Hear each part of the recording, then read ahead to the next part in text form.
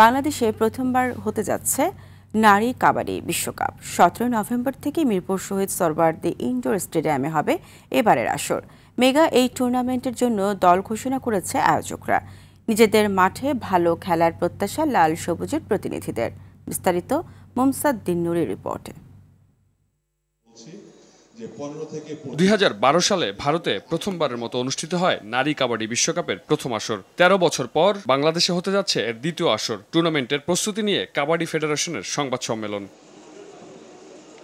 শুরুতেই বাংলাদেশের দল ঘোষণা করেন ফেডারেশনের সাধারণ সম্পাদক স্মৃতি আক্তার, রেখা আক্তারি, মেবি চাকমা, রূপালী জুনিয়র, আঞ্জুমানা রাত্রি, সুচরিতা চাকমা, খাদিজা খাতুন, লোবা আক্তার, ইয়াসমিন খানম, ইসরাজান সাদিকা ও তাহরিন।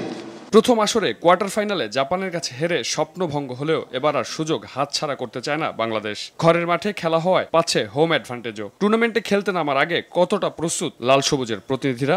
আমার যা কাজ করবো সব দৃশ্যমান। আমি প্রথম থেকে বলছি বাংলাদেশ টিম ভালো খেলবে, ভালো খেলছে। এদিকে সম্প্রতি দেশের ক্রীড়াঙ্গনে নারীদের নিরাপত্তা নিয়ে উঠেছে বড় প্রশ্ন। এমন সময় নারী কাবাডি বিশ্বকাপ আয়োজন করছে বাংলাদেশ। বিশ্ব আসরে নারীদের নিরাপত্তা দিতে পারবে কি ফেডারেশন? আমরা অনেক সতর্ক, যথেষ্ট নিরাপত্তা। সেক্ষেত্রে আমরা প্রত্যেক জায়গাতে মেয়েদেরকে প্রাধান্য দিয়েছি। ফিমেল আমরা সিকিউরিটি বলেন, আমাদের লিয়াজু বলেন, আমাদের যে অফিসিয়াল বলেন। এবারের আসরে আর্জেন্টিনা অংশ নেওয়ার কথা থাকলেও শেষ মুহূর্তে বাজেট সংকটে কাবাডি বিশ্বকাপে খেলা হচ্ছে না লাতিন আমেরিকান দেশটির। আর্জেন্টিনা নাম প্রত্যাহার করে নেওয়ায় এবার আসরে অংশ নেবে 11টি দল। 24 নভেম্বর ফাইনালের মাধ্যমে পর্দা নামবে নারী কাবাডি বিশ্বকাপের দ্বিতীয় আসরের। মুমসাদ দিন-নুরি, RTV, ঢাকা।